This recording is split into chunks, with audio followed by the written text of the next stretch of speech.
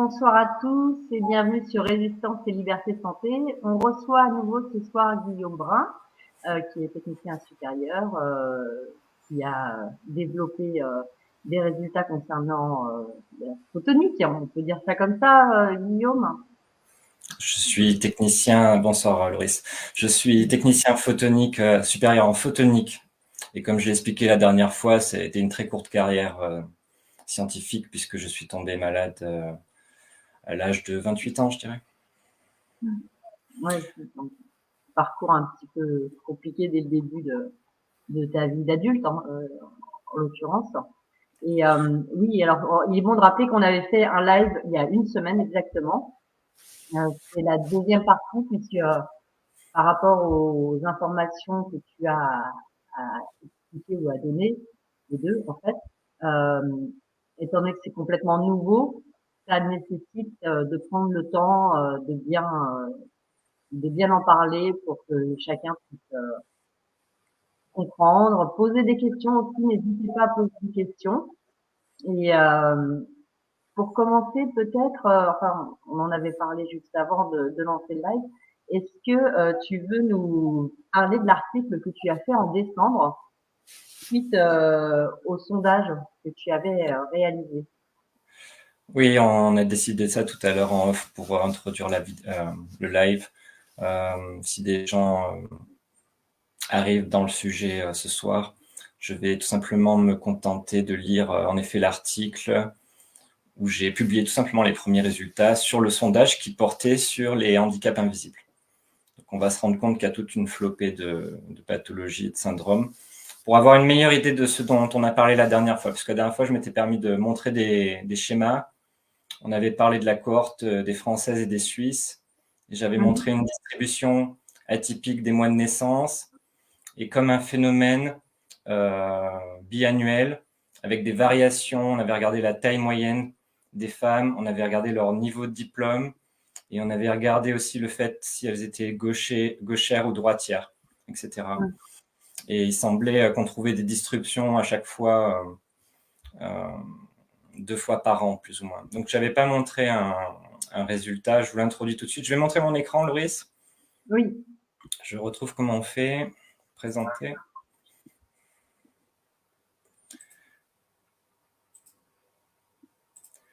Ça arrive.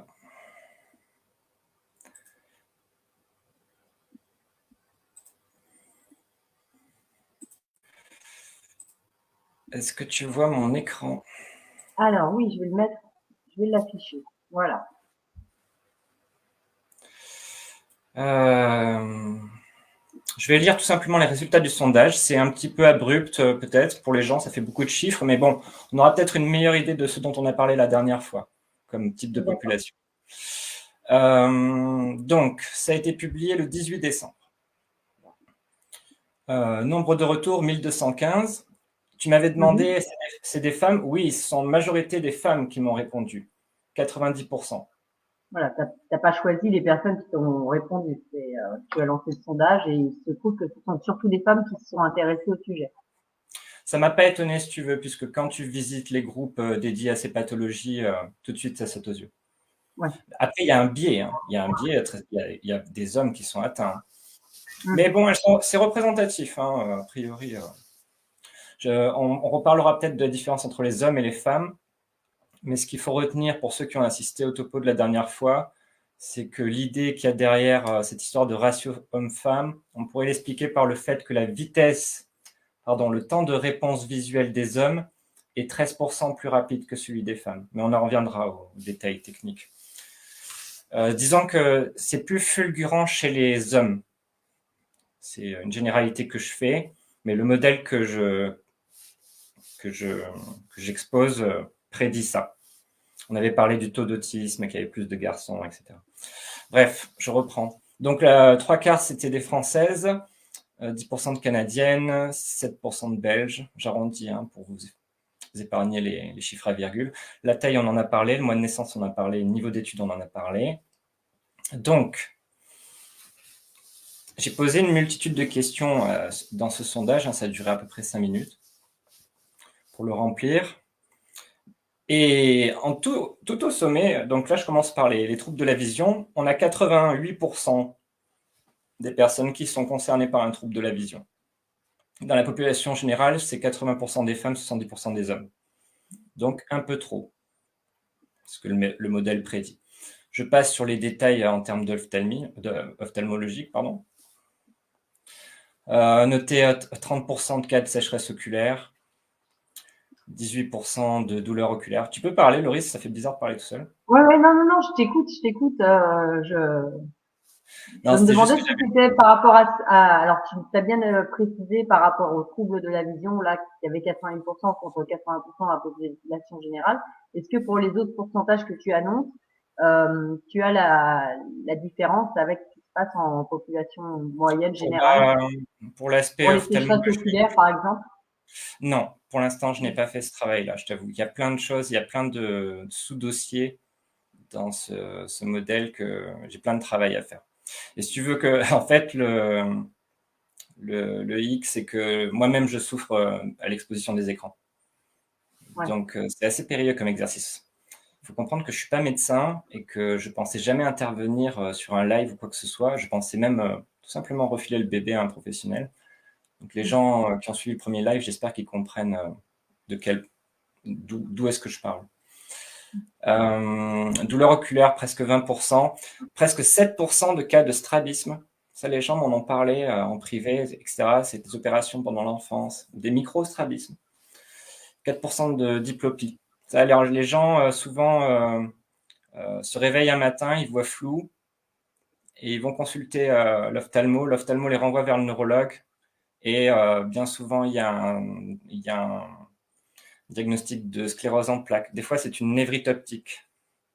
Alors, tu vois, là tout de suite, concernant les écrans, Oui. par enfin, par expérience personnelle, et pour en avoir parlé avec d'autres personnes, mais tu vois, sans savoir que j'allais te rencontrer un jour et discuter de ça avec toi, selon l'écran que tu regardes, quand tu passes d'un écran à l'autre, tu as effectivement une diplopie qui se met en place. C'est-à-dire que tu es concentré sur un écran, tu passes sur une autre vision et là, tu commences par voir un double et tu mets un temps à t'adapter à ce nouveau champ de vision.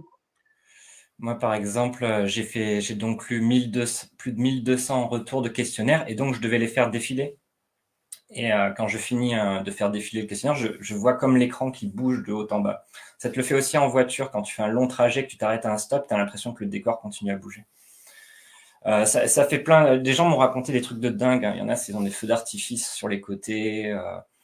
C'est très subjectif. En tout cas, ça peut arriver de manière abrupte, hein. Donc, au final, quand je regroupe tous les symptômes, toutes les pathologies que j'ordonne les pourcentages, tout en haut, je retrouve intolérance à la lumière. J'ai écrit 70%, et je crois bien on est à 75% d'après les derniers résultats que j'ai. Donc, 3/4 des gens qui souffrent d'un handicap invisible, d'une maladie chronique, ont comme une gêne avec la lumière. Je vous montrerai la répartition des sources pour lesquelles la gêne est occasionnée. Et ça commence souvent avec les phares de voiture ou tout simplement la lumière du jour, comme je l'expliquais quand vous ne portez pas de casquette, hein. Je l'expliquais à la fin du live la dernière fois. Donc, qui sont ces gens? De quoi souffrent-ils? 62% fatigue chronique, 48% problèmes digestifs, 44% problèmes articulaires, 42% problèmes musculaires, fibromyalgie, 39% insomnie, 38% maux de tête, 28% de migraine, 32% de vertige, 21,5% hyperacousie, misophonie. Misophonie, c'est l'intolérance à certains sons. Ouais. Hyperacousie, c'est plus généralisé, hein, c'est dès que les décibels, ça s'emballe. Ça, j'en ai souffert, hein. 22% nausées, 20% allergie alimentaire, 19% problèmes respiratoires, c'est plus rare. Donc, il y a 15% électro-hypersensibles, 14% problèmes cardiaques, 13% maladie de Lyme, 5% avec une autre infection, 12% de chimico-sensibles, 11% sclérose en plaques, 9% spondylarthrite ankylosante, 9% misokinésie. Misokinésie, c'est l'intolérance au mouvement. Par exemple, tu vois ma jambe là ou pas? Si je commence à faire ça, Ouais, ça énerve. ça rend fou certaines personnes. D'accord. C'est toujours lié à cette histoire de intolérance de mouvement, etc. Ça déclenche ton hypervigilance, tout ça. Où est-ce que j'en étais, pardon 8% intolérance à la moisissure. Ça, c'est très difficile à mettre en évidence puisque c'est inodore, invisible. Et des gens se rendent compte de ça, qu'en fait, leur appartement était plus ou moins infecté de moisissure. Ils développent une intolérance, comme une allergie. C'est que des allergies pour moi, c'est un syndrome d'intolérance qui s'empile. Comme l'histoire du chien dont je parlais, Ouais. qui, qui enquiste des réactions. Pardon. Intéressant, un tiers des personnes déclarent avoir un proche minimum qui présente un symptôme ou un syndrome qui est listé. Et Donc bien souvent, est-ce que ça pourrait être dû, hormis les écrans, aussi au stress, parce que c'est une étude que tu as fait en décembre, un article que tu as fait en décembre 2023. oui, Donc après une période de stress intense en population. j'arrive pas à comprendre où tu veux en venir. Tu Pardon, m'entends? j'avais un chat dans la gorge. J'ai toujours d'ailleurs. Je vais faire vite. Euh, Est-ce qu'à à un autre moment, c'est-à-dire 4 ans plus tôt, tu penses que les résultats auraient été les mêmes? Oh, c'est difficile à dire. Là, c'est une aventure scientifique amateur, hein. C'est-à-dire que je vais même te dire, j'ai passé l'année 2023 à quémander les mois de naissance des gens. C'est-à-dire que j'ai eu plein de barrages au niveau des administrateurs des groupes dédiés qui comprenaient pas ce que je faisais parce que j'étais pas médecin, etc., ce que je peux comprendre. Et donc, il y a très peu de groupes qui ont participé. Et du coup, si tu veux, l'expérience en tant que telle, c'est qu'est-ce que ça donne si vous essayez de demander ces données aux Mm. gens qui sont sur ces groupes-là. Voilà, c'est tout ce que je peux dire. Oui, Il y a des biais, très bien bien. sûr, mais je pense apporter des choses assez intéressantes, pardon, pour que l'expérience soit reproduite de manière plus officielle.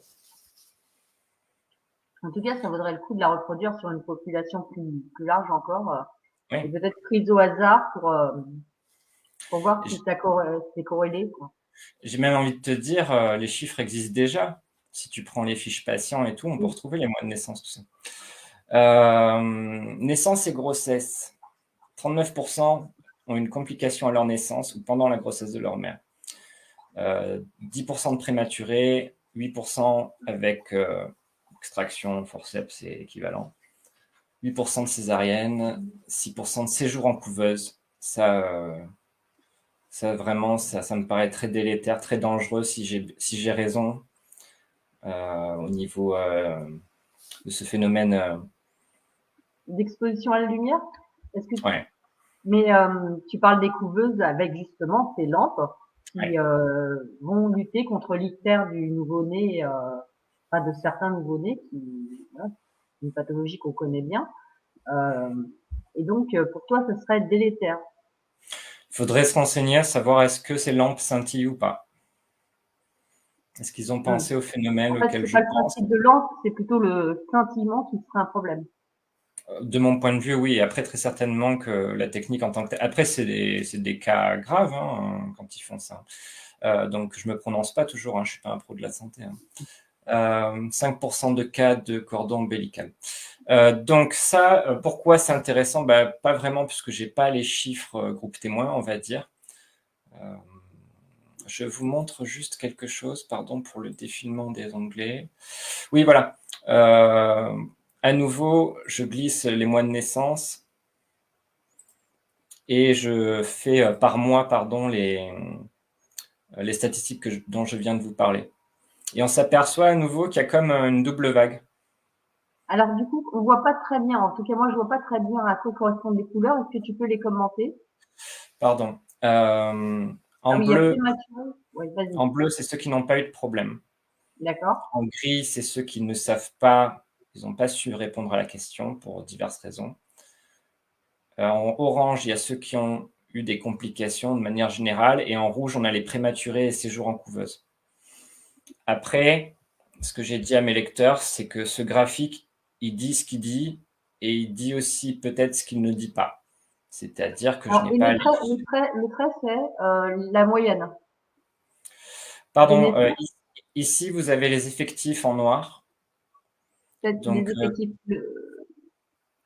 comme la dernière fois, je l'ai expliqué, quand vous prenez le nombre de naissances par mois, vous Mhm, avez en juillet, ça part à la moyenne. Ensuite, ça commence à descendre. On manque ouais. de bébés en octobre. Il y a Mhm, des bébés qui manquent à l'appel. Et c'est ceux qui, je pense, ont eu à passer leur premier hiver, puis un an plus tard, tenter d'apprendre à parler pendant l'hiver. Et si j'ai raison, si les éclairages sont délétères, ça rend difficile la chose. Donc les bébés manquent à l'appel ici. Et puis on a ceux qui frôlent le pire, on va dire. Et c'est plus facile en hiver, disons, puisque le bébé, si tu veux, sa vision, elle n'est pas tout à fait au point avant 2 mois. mhm. Donc l'idéal, c'est... moi, je suis né fin février, par exemple.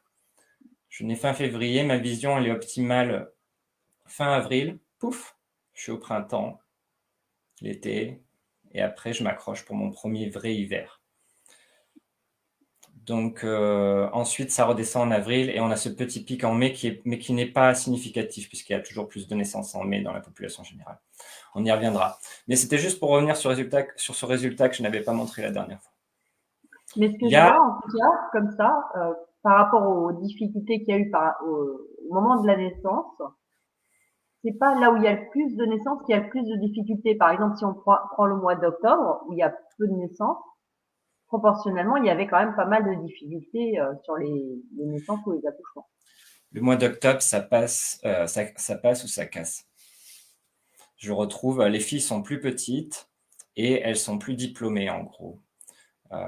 C'est dur hein, de rentrer dans ces subtilités-là. Hein. Tu m'amènes dans des... Même moi, des fois, je me dis, bon, on verra plus tard ça. Je rends pas Mais la médecine. il y a un phénomène à étudier. J'ai, si tu veux, 7 corrélations sur une seule variable qui est le mois de naissance. C'est assez intéressant d'un point de vue statistique. Donc je reviens à mon article.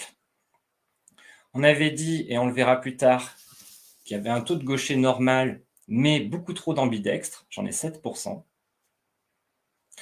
C'est pas forcément des ambidextres ce qu'il y a de plus parfait dans la chose. On parle aussi d'ambilarité. C'est le fait de pas trop savoir quelle main choisir, ça va, ça vient, etc. Les gens m'en ont parlé en off. C'est très intéressant. Est-ce Très que intéressant. ça comporte, par exemple, les gens qui vont écrire de la main droite, mais qui vont avoir tendance à utiliser la main gauche pour, je Ils sais savent pas, un peu tout distribuer des caisses, par faire. exemple? Ils savent un peu tout faire. Il y a des sportifs qui m'ont dit, un footballeur, il me disait, je tirais les corners du gauche, les coups francs du droit, je driblais comme si. Je lui dis, mais t'as jamais rien dit, ton entraîneur, c'est complètement fou, quoi. Des sujets un peu atypiques comme ça. D'accord. Euh, donc, je passe. Donc, le pied d'appui, on en reparlera. C'est cette histoire d'équilibrage du corps, de latéralisation. Normalement, il devrait y avoir plus de pieds d'appui à gauche. Je te montrerai une autre fois, c'est facile à comprendre. Pour un droitier, pardon. Œil directeur, il y en a 60% à droite, il devrait y en avoir 70%. Alors, pour ce qu'on avait parlé de la surdouance au potentiel intellectuel, Hmm. j'ai 8% de ces personnes qui disent avoir obtenu un diagnostic. 22% qui ont songé à cette hypothèse, 32% qui m'ont dit non, et presque 40% qui ont hésité quand on leur a posé la question.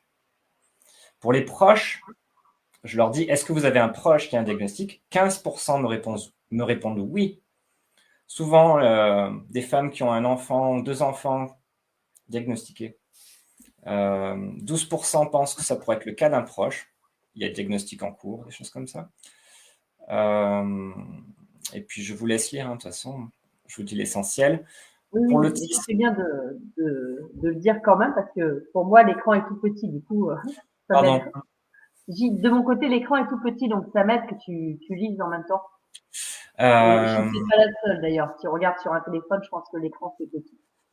Pour l'autisme, 1,5% ont déjà un diagnostic, 1,5% ont leur diagnostic en cours, 13% répondent qu'ils pensent avoir des traits autistiques.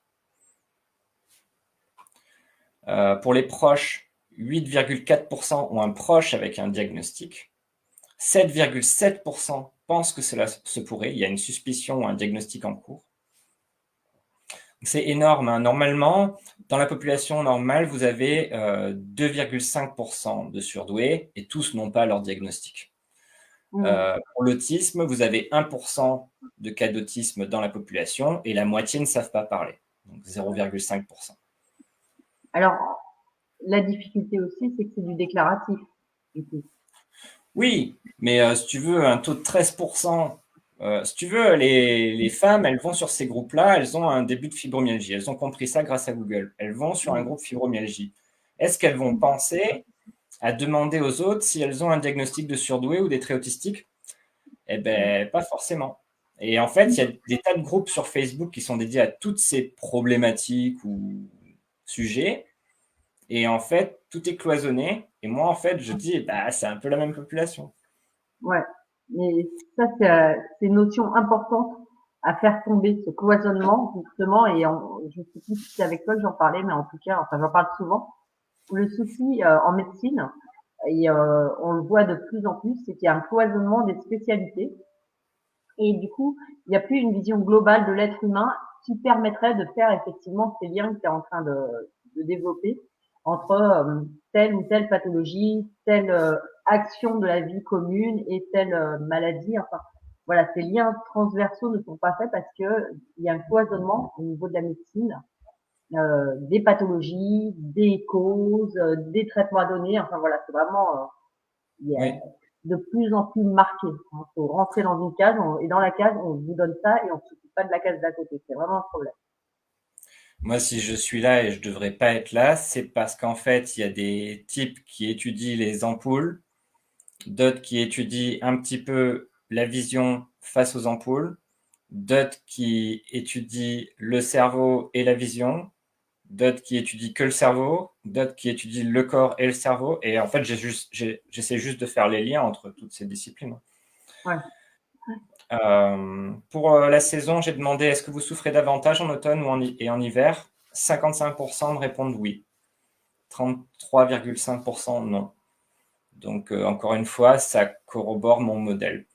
Si tu veux, ça veut à la fois tout dire et rien dire quand tu prends chaque donnée, mais quand tu prends l'ensemble des données, je te rappelle, hein, tout en haut, j'ai trouvé intolérance à la lumière. Ça, pour le coup, c'était Oui, parce pas que tout c'est à vrai que si fait. on les prend séparément, ces données, quand tu dis les gens souffrent plus en automne et en hiver, on va dire bah oui, forcément, il fait froid, on sort moins, on a moins d'activité, on est plus, enfin c'est triste. Et la météo aussi fait que notre corps est un peu plus sollicité. Donc on pourrait trouver une autre explication si on prend les choses séparément. Toi, l'intérêt que tu as dans tes recherches, c'est que tu as tout mis en lien C'est ce que pour j'essaye voir de si faire. c'est corrélé. Donc, je vais lire un article, c'est très court. En gros, c'est quand j'ai trouvé ces données-là, je me suis amusé à faire cette histoire de répartition gaucher-droitier en fonction du mois de naissance. Et j'ai donc écrit cet article. Donc, je lis rapidement. Donc, voici le genre d'anomalie que j'espérais mettre en évidence. Pour moi, c'est mission accomplie. Ça faisait des mois que j'attendais ça. Et j'ai bataillé pendant 1 an, je vous jure, à quémander les administrateurs. S'il vous plaît, est-ce que vous pouvez faire circuler ça? Ça a été tout un truc. Si j'ai du mérite, c'est que pour ça presque. Le reste, ça déroule, hein, c'est Excel. Je n'avais pas réussi à avoir des résultats concluants en mars car il y avait trop peu de retours. Ici, il s'agit d'une cohorte de Français, 860 personnes souffrant d'un handicap invisible. Donc je passe, je vous ai déjà parlé du fait que c'était des femmes. Il y a une multitude d'anomalies qui, selon moi, sont la trace des effets délétères des écrans et des éclairages. On sait déjà qu'il y a une distribution atypique des mois de naissance pour l'autisme et la sclérose en plaques. Je vous renvoie vers l'article que j'ai fait où j'ai sourcé tout ce que j'ai dit la dernière fois sur mon mur. Vous avez toutes les références PubMed et compagnie. Les chercheurs avaient pensé à une déficience en vitamine D sans faire le rapprochement entre les deux pathologies. On observe ici quasiment 2 fois plus de naissances en mai qu'en octobre. C'est pas tout à fait ça, mais en gros, c'est énorme comme anomalie. C'est vraiment impressionnant. L'allure de la courbe est harmonieuse. Il y a vraiment un phénomène. De plus, on constate qu'il y a une corrélation entre les taux de gaucher et d'ambidextre ainsi que le mois de naissance. C'est ce que mon modèle prédisait et tous les interlocuteurs du monde de la santé auxquels j'ai parlé n'avaient jamais songé à un tel phénomène. Et aucun ne tient à mettre en évidence la chose avec ces fiches patients. Manifestement, ils sont trop occupés. Des fois, je mets un peu des petits coups de gueule. Ce taux d'ambidextre pour l'autisme varierait de 17 à 47%. Je l'avais déjà dit la dernière fois. Alors, j'aurais une question à te poser. Je vais t'interrompre. En quoi le fait d'être gaucher, droitier ou ambidextre est important? Alors, en fait, le bébé, il fait ça graduellement. Il va devoir choisir un œil, par exemple. Il aura un œil directeur et un autre qui sera moins important, qui lui permettra d'avoir la 3D. Mais si tu veux, s'il fallait qu'il perde un œil, c'est l'œil que tu gardes ouvert quand tu fais le tir à l'arc. Il y en a un qui est plus important qui va calibrer le cerveau, si tu veux. Ça va être la vision par défaut du cerveau. Donc ça, c'est très important. C'est mieux que ce soit que l'œil dont je viens de parler soit du même côté que la main préférentielle pour lancer quelque chose. Tu vois, ma main est à côté, elle est du bon endroit, je ferme l'œil et toc, je lance. Ouais. Ça arrive que ce soit pas le cas chez les gens. Et mon pied d'appui doit être de l'autre côté par rapport à ma main préférentielle, puisque ça va, si tu veux, si j'essaye d'attraper un objet en hauteur, je vais faire ça, je vais regarder et je vais appuyer sur mon pied gauche. Ça va créer une ligne harmonieuse. La plupart des gens qui sont concernés par les handicaps que j'ai listés sont droitiers avec leur pied d'appui à droite. Si tu veux, ils sont comme... Et ça, c'est le bébé. Ça, les gens qui font les réflexes archaïques connaissent mieux ça que moi. En fait, le bébé est d'abord monodirectionnel au début. C'est-à-dire que si on attire son attention vers la droite, son regard se porte à droite, sa main aussi, et sa cuisse aussi s'ouvre. C'est la position du cavalier, je crois. Et donc, quand tu lui touches la colonne vertébrale, tu déclenches ce réflexe et hop, il se tourne comme ça. Et donc, en fait, pendant les 6 premiers mois, il me semble, le bébé, il agit soit gauche-gauche, soit droite-droite, mais il ne fait pas de mouvement croisé encore, comme ça. Ça arrive plus tard. Donc ça, j'ai le diagramme, je vous avais montré, il y a aussi une répartition de ce trouble qui est en fonction du mois de naissance. Donc, on a ces 7,7% d'ambidextres qui sont là. Et ça me fait penser, je le dis plus loin dans l'article, c'est la suite du spectre de l'autisme en quelque sorte. Et l'autisme est un phénomène en fait, mais j'y reviendrai.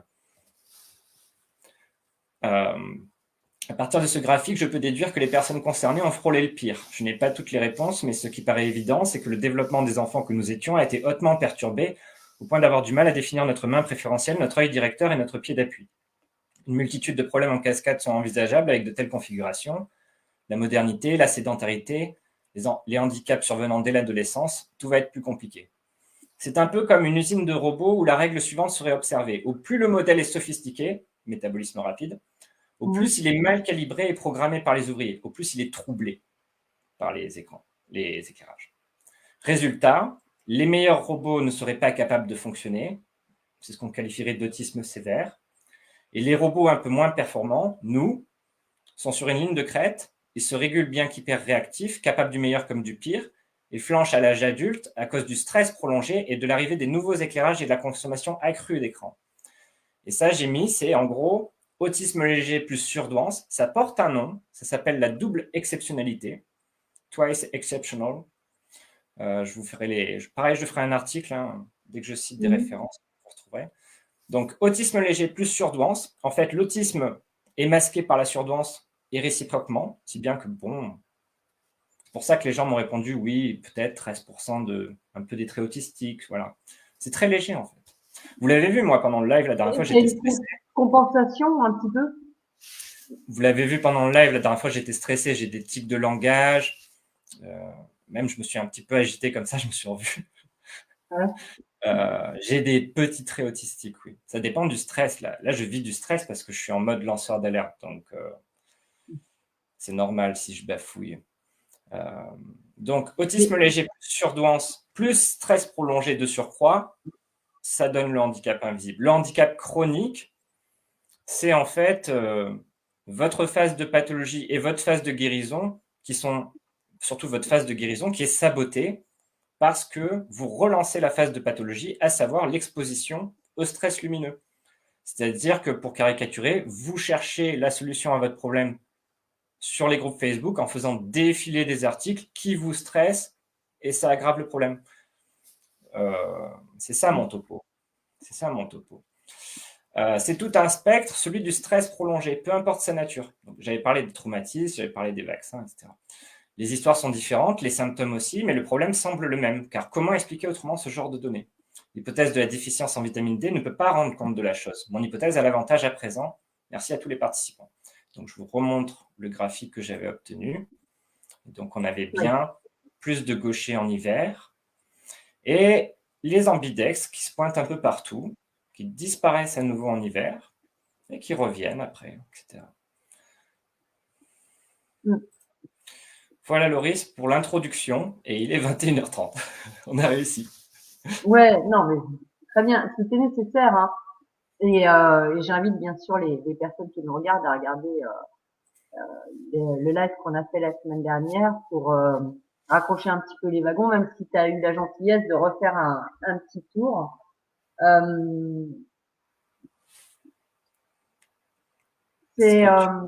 Oui, pardon.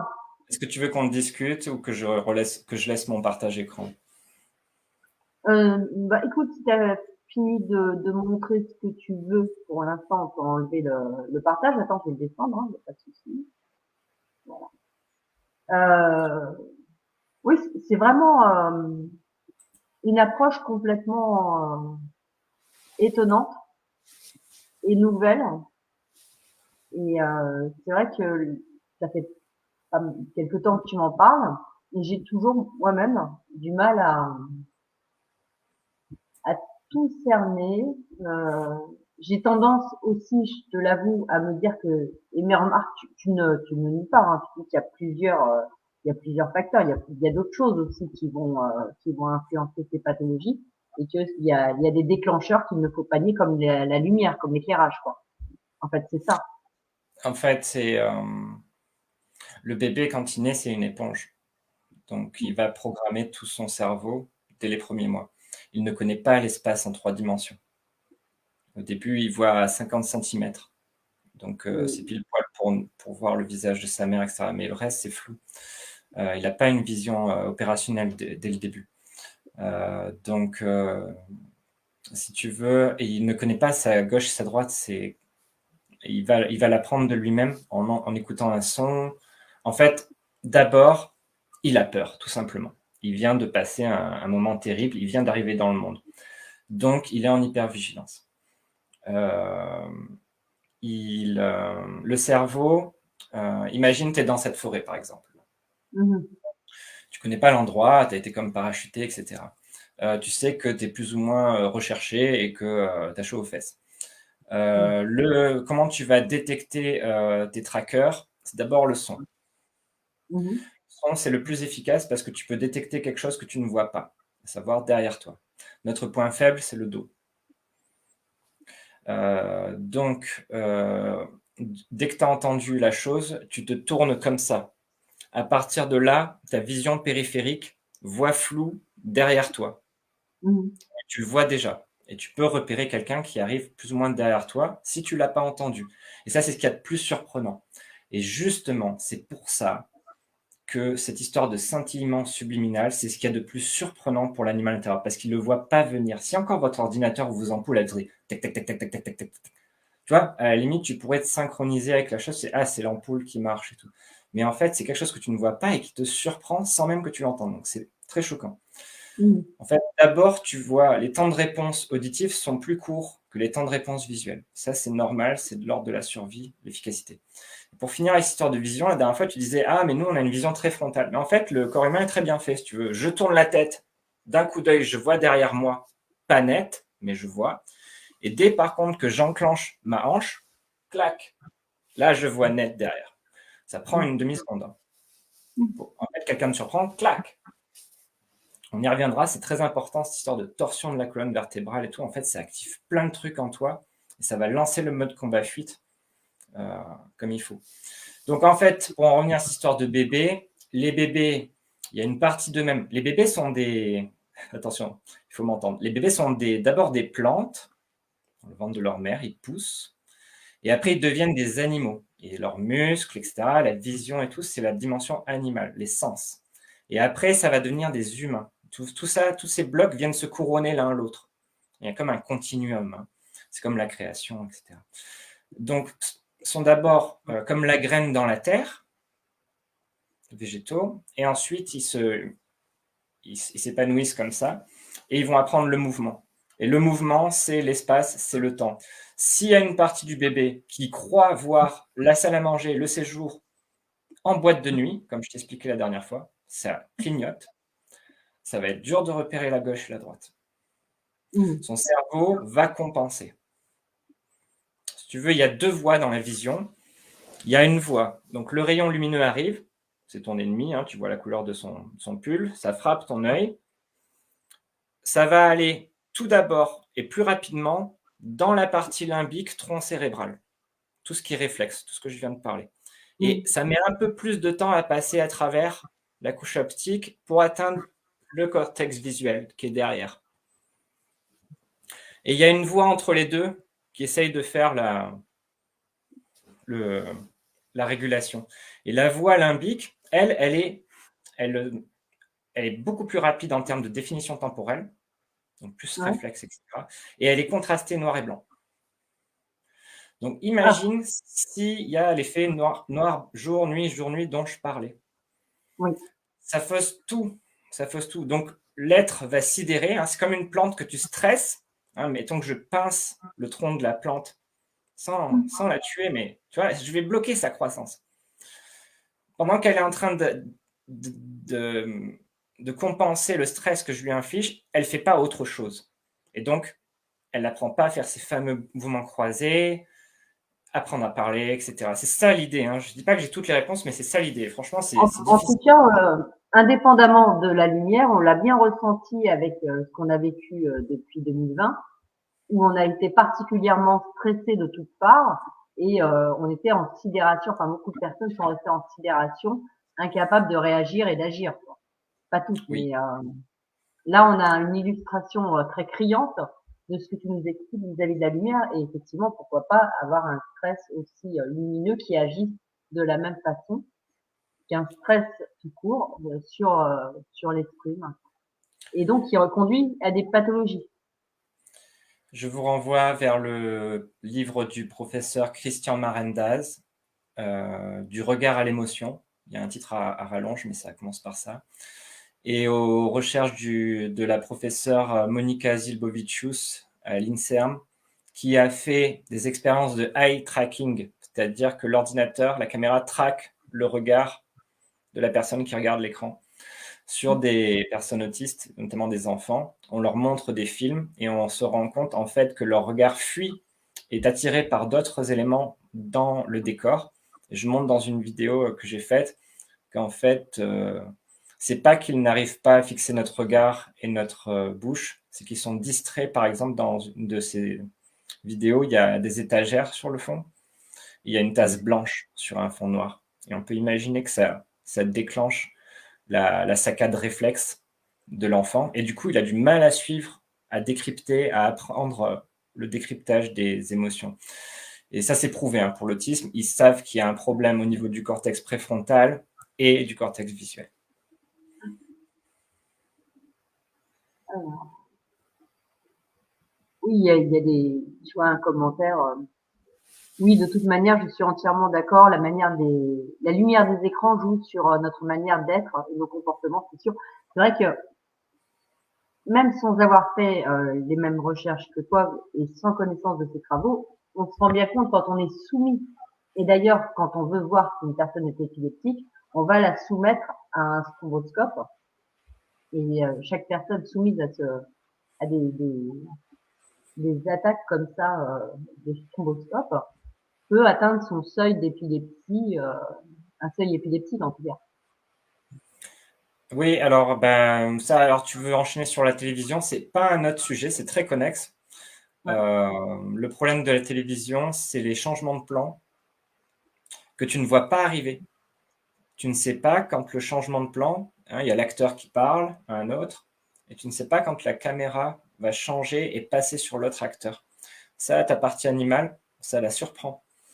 Elle identifie le cadre de l'écran à la réalité. Elle se dit, OK, si les bords de l'écran, c'est ça, alors tout ce qui surgit comme ça du bord de l'écran, c'est un danger. Donc, on avait parlé de l'attention exogène, consciente,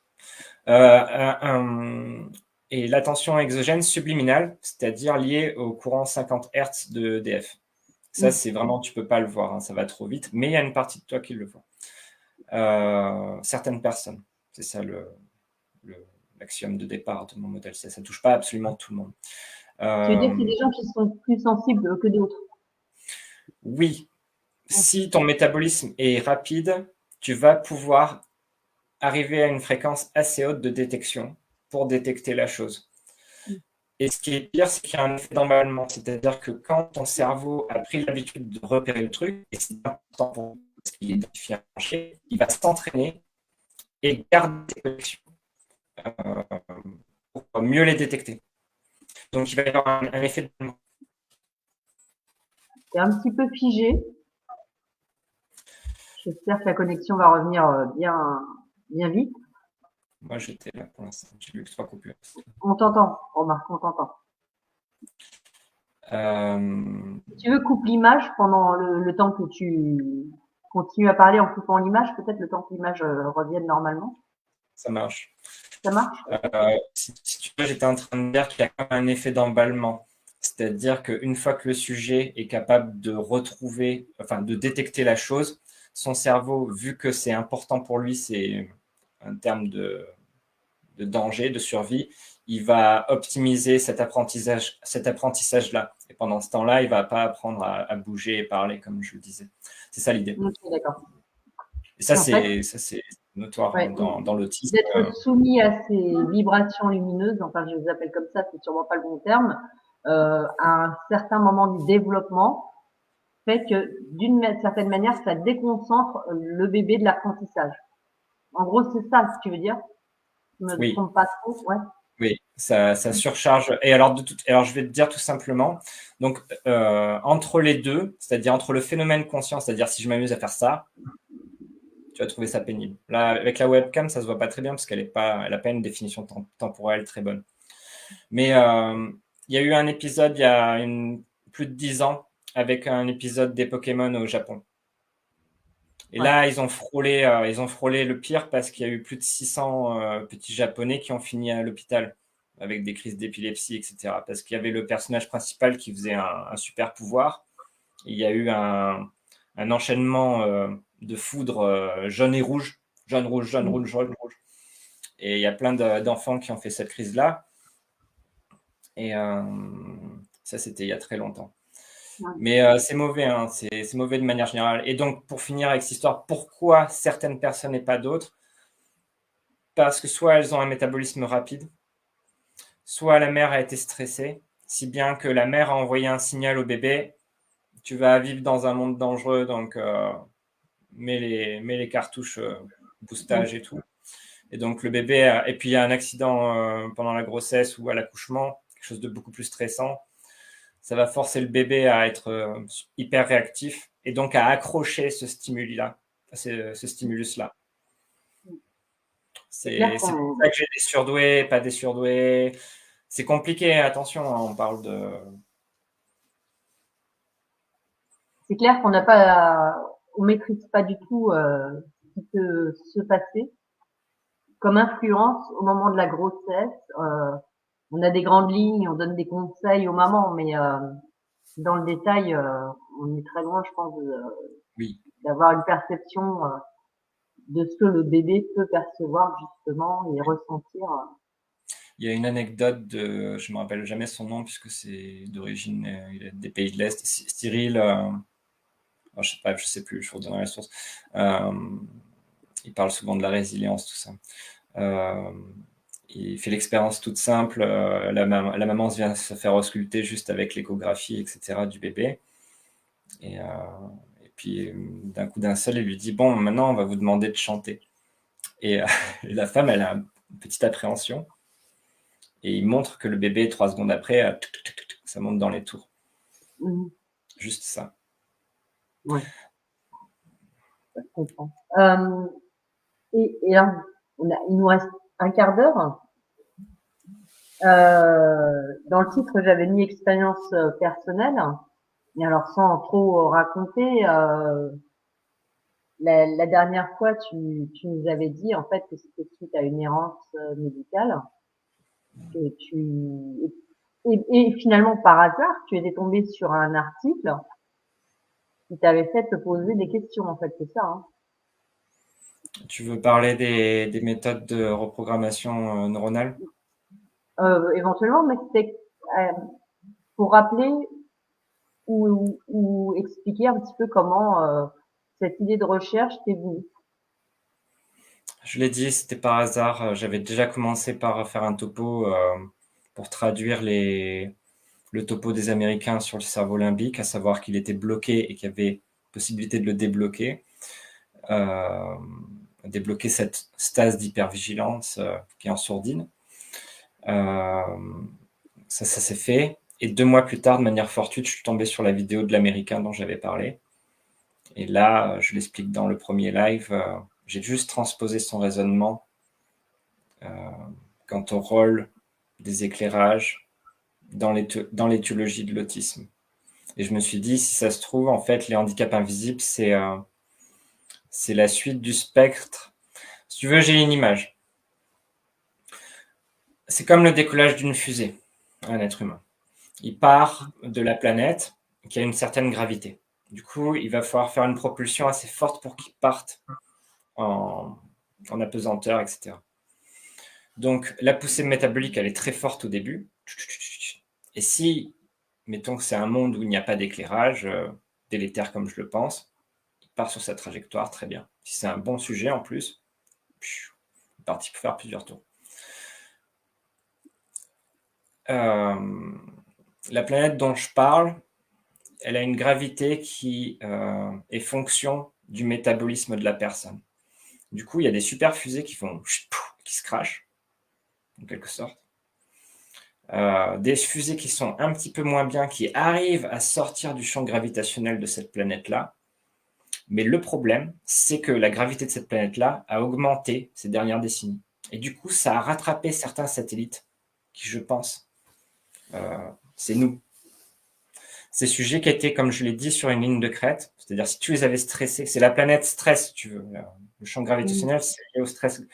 Et si tu utilises les écrans par-dessus, si tu as la malchance d'avoir une LED de très mauvaise qualité dans ton séjour, je suis retourné chez ma mère, hein, j'ai été malade longuement chez ma mère, je suis retourné là-bas, j'ai trouvé une ampoule LED qui était vendue 2 par 2, etc. Il y en avait une qui était foireuse, mon détecteur il hurlait. J'ai dit, bah toi tu m'as pourri ma vie, quoi. Donc une fois que tu as eu conscience ou connaissance de ces informations par rapport à toi-même, quelles mesures as-tu mises en place pour aller mieux? Euh, pour se réguler, pour pas rechuter, oui. La casquette, les lunettes. J'ai des lunettes. Une seconde. J'ai des lunettes type glacier avec des caches sur les côtés. Je sais pas si on voit bien. Ah oui, oui, on voit, ouais. Donc en fait, Voilà. tu t'isoles de la lumière, mais même la lumière du jour ou simplement la lumière artificielle, Ça, celle, c'est uniquement quand je bouge, que je fais du VTT par exemple. Quand tu fais du VTT, mettons que tu es dans un décor comme ça, là, automne-hiver, tu as le soleil qui est à l'horizon, il va créer les effets jour-nuit comme ça. Tu vas passer à fond en VTT dans la descente. Sur les côtés, ça va faire jour-nuit, jour-nuit, jour-nuit, jour-nuit. Avec ces lunettes-là, non. en Ce que voiture, je... c'est assez perturbant aussi, hein. En voiture, faites attention. Faites attention en voiture. Je conseille aux gens, de ne pas conduire. C'est mieux si c'est quelqu'un qui vous conduit. Et si vous portez ça en voiture, tournez bien la tête, les amis, hein. Ça fausse tout, hein. Mm. Ça va fausser tous Oui, vos oui. réflexes. Non, non, je dis pas aux gens de conduire avec des voitures, des lunettes comme celle-ci. Je dis simplement qu'en voiture, quand tu as des rangées d'arbres sur les côtés, euh, selon la luminosité, ça te fait une impression bizarre quand même, tu vois. C'est assez particulier, mais tout le monde connaît ça. C'est Il pour y ça, a, c'est oui, pour ça que je pense que les maladies qui arrivent plus souvent en hiver, c'est lié à ça. c'est stress lumineux. Ça déclenche les réactions, les phases de guérison. Okay. Je t'en prie, tu avais une question. Non, non, c'était pas une question, c'était un commentaire que je lis ou un constat en fait que beaucoup de parents, alors je pourrais même dire de plus en plus, hein, mettent les enfants devant les écrans et, euh, et alors ce qui est paradoxal, c'est que on a plein de directives, plein de conseils pour les parents de ne pas mettre les enfants devant les écrans. Cependant, pendant le confinement, là pour le coup, enfants comme parents, on était tous derrière nos écrans pour faire les devoirs, pour suivre les cours, pour travailler. Enfin, c'était vraiment une consommation d'écran à haute dose. Est-ce que tu l'as ou est-ce que tu as la possibilité de faire de collecter des données par rapport à cette période très particulière des 6 semaines pendant laquelle on a été très soumis aux écrans justement? J'ai même envie de te dire, j'ai juste à te donner les chiffres en temps normaux pour déjà t'affoler, quoi. Vous pouvez vous renseigner, il y a des collectifs qui sont axés sur la sensibilisation quant à la surexposition des enfants. Vous avez les livres de Michel Desmurger, etc., qui publient les statistiques à ce sujet. Et en fait, le monde du numérique n'a pas tenu ses promesses, que ce soit pour les étudiants, il en parle dans son dernier volume, et c'est effrayant quand vous comptabilisez le nombre d'heures par jour, puis par semaine, puis par année, et vous réalisez en fait qu'à 18 ans, je ne me rappelle plus les chiffres, mais à 18 ans, le gamin aurait pu faire 5 ans d'études en plus, quoi. C'est du 8 heures par jour, hein. Ouais. Non, non, vraiment, je vous renvoie vers les statistiques parce que je ne les ai pas en tête, mais c'est effrayant.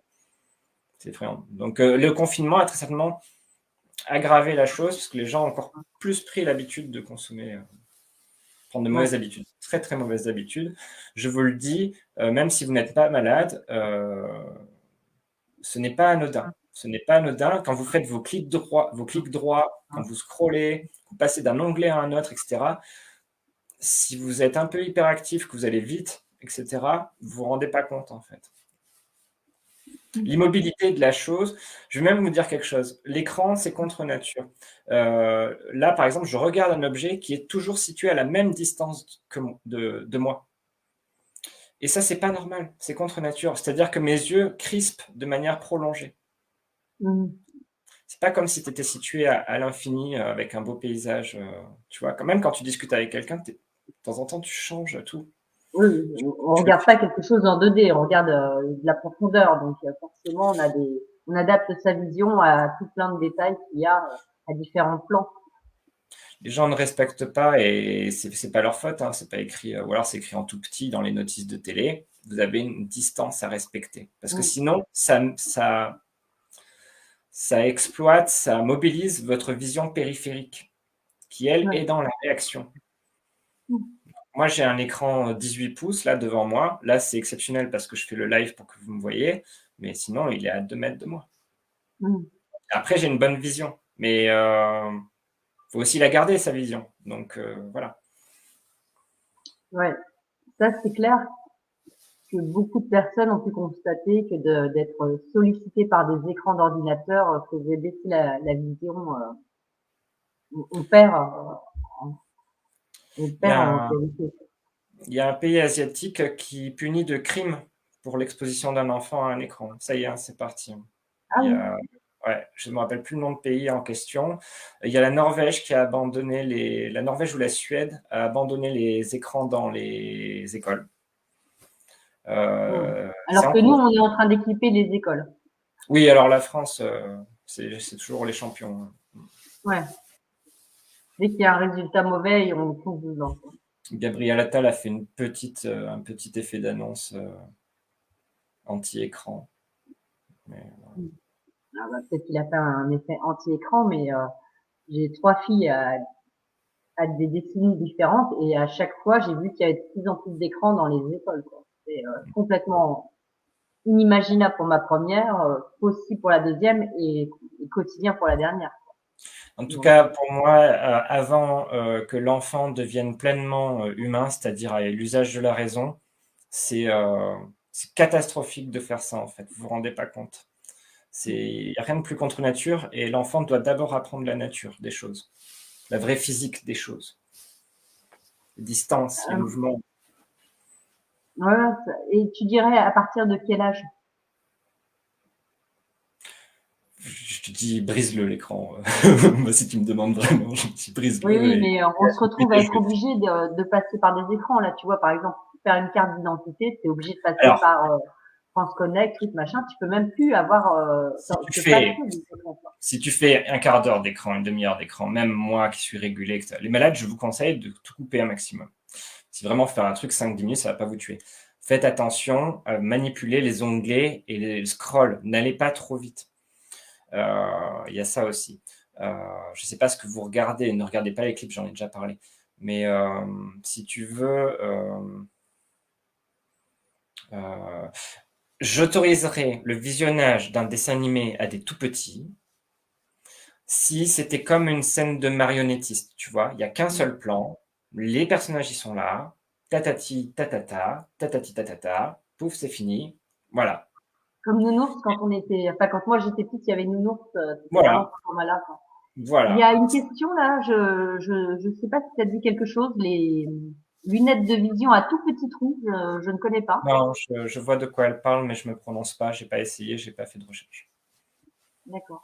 Donc toi, du coup, pour comme on arrive près de la fin de l'émission, ce que tu as fait pour aller mieux, c'est limiter ton contact avec les écrans, mettre ses lunettes, éviter peut-être d'autres sources lumineuses, parce qu'on a parlé de la casquette, des lunettes, des écrans. Moi, Est-ce qu'il y a je me considère comme handicapé. C'est-à-dire que je ne peux pas répondre à toutes les offres d'emploi si c'est dans un bureau, je maîtrise pas l'environnement, là, pour le coup. Je suis pas en train de vendre du rêve, hein. Je suis en train de dire, on peut débloquer le système limbique. Et d'ailleurs, c'est ça qui me fait dire que c'est le problème de base. C'est que j'ai parlé à des gens deux personnes qui sont venues me voir dans la semaine, qui m'ont dit, je m'en suis sorti aussi, nanani, nanana. Et je leur ai demandé, est-ce que tu as toujours le problème avec les lumières? Ils m'ont dit oui. Donc, ça paraît bien le problème de base, comme on avait dit la dernière fois. Est-ce que ça fait partie des symptômes? Est-ce que c'est la maladie qui fait l'intolérance? Ou est-ce Mmh, que c'est l'intolérance incrustée qui fait le stress et qui fait la maladie? mmh, Mon modèle, il n'est pas parfait, j'ai pas toutes les réponses, mais ce qui est sûr, c'est qu'il n'y a pas de données contradictoires depuis 2 ans. C'est-à-dire que ça déroule. Et on mmh. a parlé du SRA la dernière fois. Pareil, Jean-Marc il déroule de son côté. Et moi, je dis, c'est tout un spectre. C'est tout un spectre. Ouais, non, mais de toute façon, que ce soit un élément déclencheur, à minima, hein, je veux dire, à minima que ce soit un élément déclencheur, je pense que c'est une évidence. On le ressent bien tous quand on est malade, on veut s'isoler de la lumière, enfin, c'est même un réflexe qu'ont certains médecins de demander aux gens si, Il n'y a rien qui scintille dans le monde réel, à part une étoile filante, une pièce d'or par terre, une armure de chevalier au loin.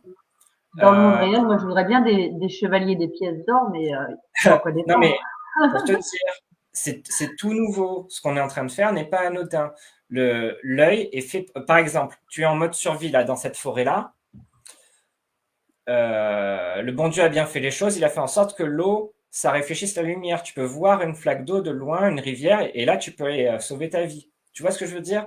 Les Mmh. choses sont bien. Tu vas trouver quoi qui scintille un diamant. Qu'est-ce qui fait pas de bruit et qui surgit dans ton champ de vision? Un geyser au loin, une Mmh. comète. Enfin, il n'y a pas 36 trucs. Et c'est pour ça, normalement, on est fait pour regarder les étoiles filantes le soir et faire waouh! Tu vois, ça, c'est vraiment le spectacle, normalement. Et on ne peut pas avoir les étoiles filantes pendant 8 heures d'affilée. Ouais. Ah C'est un bah, peu ça, mon oui, discours. on n'a pas trop l'occasion non plus d'en voir pendant 8 heures d'affilée. Mais il y a quand même, tu vois, pour finir, j'ai mis ce commentaire là parce que tout est moche et horrible dans ce monde d'ordinateur, de portable, un monde qui se déshumanise. Alors au-delà de tout, effectivement, je trouve que si tu le permets, finir sur la déshumanisation de notre espèce par l'interaction qu'on a de plus en plus avec un ordinateur, indépendamment de la luminosité en plus qui pose problème comme tu l'expliques, c'est vraiment un drame. C'est On s'en est pas rendu compte avec on s'en est pas rendu compte avec la société industrielle. On a commencé à faire les 3-8. On s'est dit, on a des éclairages, on va pouvoir travailler la nuit. Et à partir de là, et j'ai parlé à un docteur ce matin et je lui ai dit, à ton avis, devine pourquoi on n'a pas pensé à cette idée-là aux ampoules. Et je lui ai dit, c'est quoi le symbole de l'ampoule? Il m'a dit, c'est la bonne idée. Et je dis, c'est acquis. C'est acquis. T'arrives, tu rentres, t'allumes. Les lampes devraient s'allumer graduellement. Quand vous allez vous coucher, puis vous voulez aller aux toilettes finalement une demi-heure plus tard, bim, d'un coup, vous allumez d'un coup. On ne comprend rien du tout l'animal intérieur. Pourquoi il fait jour? Pourquoi ça arrive d'un coup? Donc peut-être la prochaine fois, je vous parlerai un peu plus matos. Et si on peut présenter Boris ou quelqu'un d'autre qui m'a fait des bons retours, ce serait chouette. Oui, c'est vrai que tu m'as parlé de personnes qui avaient expérimenté tes théories pour elles-mêmes et qui t'avaient fait part de leur bon retour et du fait d'être mieux en prenant soin de se protéger contre ces sources lumineuses délétères et agressives. Euh, donc, ouais, ça serait bien, effectivement. En tout cas, J'encourage les gens à le faire et sachez que j'étais un peu frustré du fait que les gens n'aient pas pris l'initiative d'eux-mêmes. Je suis un peu nouveau dans le décor peut-être. Mais n'hésitez pas à mettre mon pseudo que les gens me retrouvent. oui. Il y a des Alors, articles. Et voilà. le, ton pseudo s'affiche là, c'est Will Helm, c'est le nom que tu affiches sur le live. Donc, vous pouvez facilement retrouver Guillaume sous ton pseudo et retrouver les courbes qu'il nous a montrées et qui nécessitent quand même de prendre le temps de les regarder une par une, tranquillement, pour se dire qu'effectivement, il y a une corrélation entre les unes et les autres qui est assez troublante, en tout cas, Moi, moi, qui m'a troublée. je sais comment ils sont les gens. Ils veulent savoir si ça marche, que d'autres personnes leur disent ça marche, etc. Je sais ce que c'est d'être sceptique, c'est normal. Mais je vous invite à aller voir. Certaines personnes s'expriment parfois dans les commentaires des articles. Il faut regarder un petit peu. Ouais. Je n'ai pas eu beaucoup de retours, mais le peu que j'en ai eu, c'est des perles. C'est incroyable, quoi. Je discute avec ces filles, elles ont toute une histoire et elles se sont battues et elles font coach à présent. Il y a tout un petit monde très, très intéressant.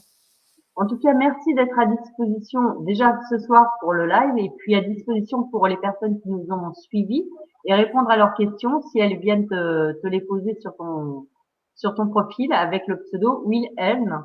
Donc, je vous y invite fortement. Guillaume est très gentil, il le fera volontiers. Enfin, je pense, hein, je m'engage pour toi, mais tu confirmes. Je réponds à vos commentaires et très volontiers s'il y a des témoignages. Oui. En tout cas, merci. Merci beaucoup et bonne soirée à tous et à bientôt sur Résistance et Liberté. Au revoir. Merci, Maurice. Au revoir.